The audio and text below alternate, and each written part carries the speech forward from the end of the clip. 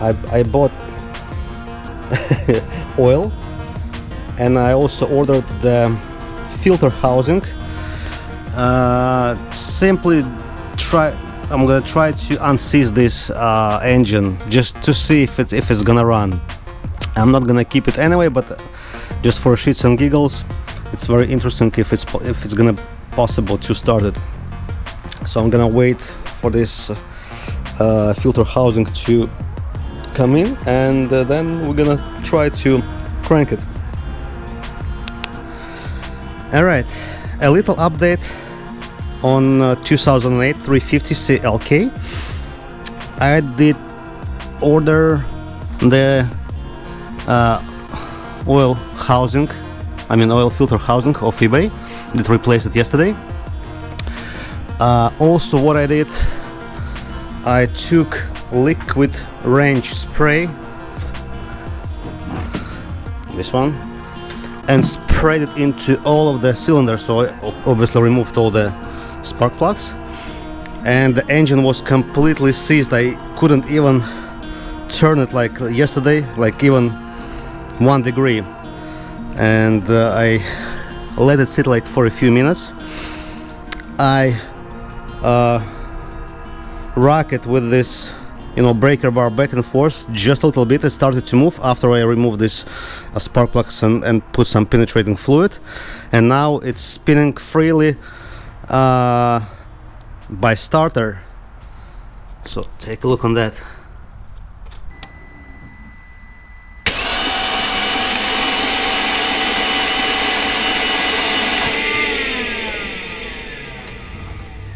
As you can see, it's unseized now. The whole garage with the fumes of, not the fumes, but like a smell of this penetrating oil. So I'm not sure what did the trick. So if it helped that I simply put oil in the engine, but I don't think so, because after I put the oil, I couldn't rock it back and forth. And today, like literally 5 minutes after I put this liquid range penetrating oil into the cylinders, it started to move. So I'm gonna go ahead and put the spark plugs back in, and I'm not sure if it's gonna start, because I got a bunch of I guess it's the vacuum lines, and this connector is broken for whatever is it. It looks like some kind of sensor.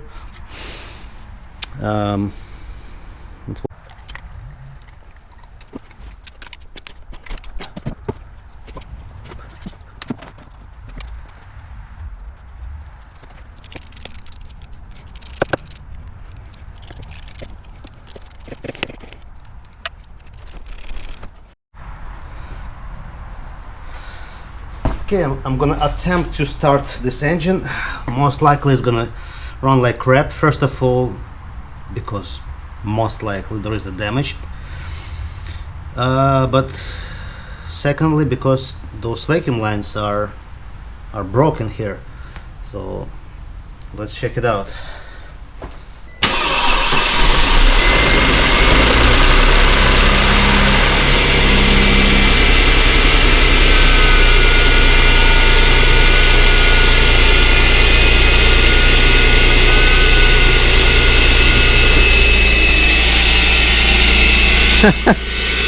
Actually, I'm surprised. It runs very smooth, to be honest. There is no any knock sounds. I won't gonna run it for too long. There is no coolant in the system, but it runs absolutely perfect. And secondary pump is blowing here. That's incredible. So secondary pump just shut off. Let's take a listen.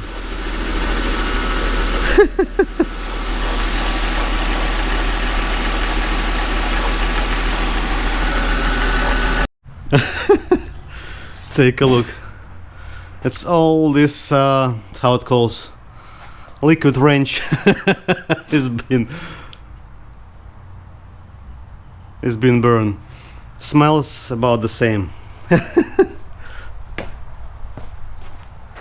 Oh my god, it worked out. Yeah, it's gonna take a while.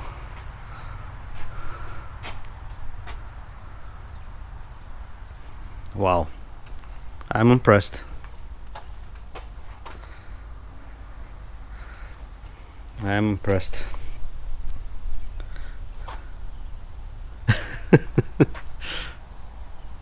Smoke show.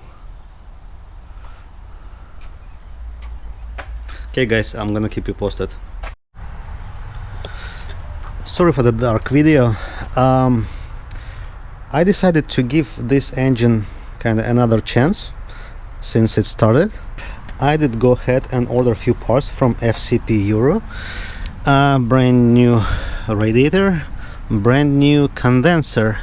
However, I won't replace the condenser right away since I cannot move the car around. It's not registered, and I mean it's not running so far.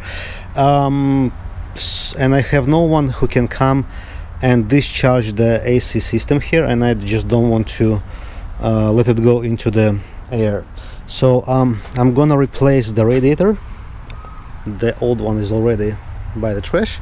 New radiator, new seal for the thermostat, new seal for the oil filter, holder assembly, since I did not replace the gasket there.